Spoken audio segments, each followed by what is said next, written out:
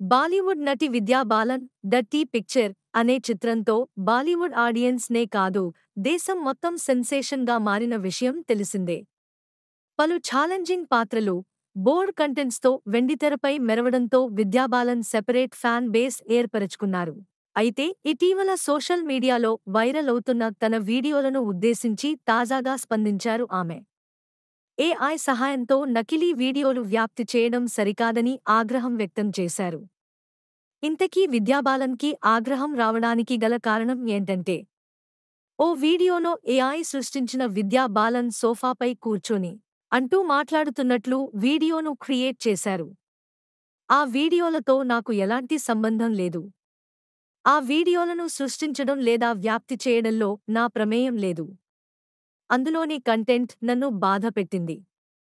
Social మీడియాలో వీడియోలు share చేసే ముందు దయచేసి వాటి గురించి పూర్తిగా తెలుసుకోండి. ఒక్కోసారి ఏఐ జనరేటెడ్ కంటెంట్ మిమ్మల్ని తప్పుదోవ పట్టించే ప్రమాదం ఉంది. కాబట్టి జాగ్రత్తగా ఉండండి అంటూ భారీగా స్కామ్ అలర్ట్ అనే హెచ్చరికను ఉంచారు విద్యాబాలన్.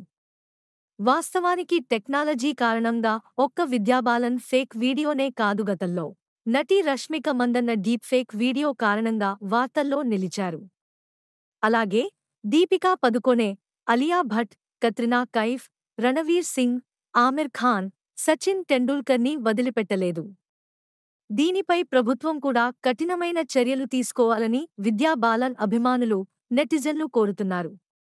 థాంక్యూ.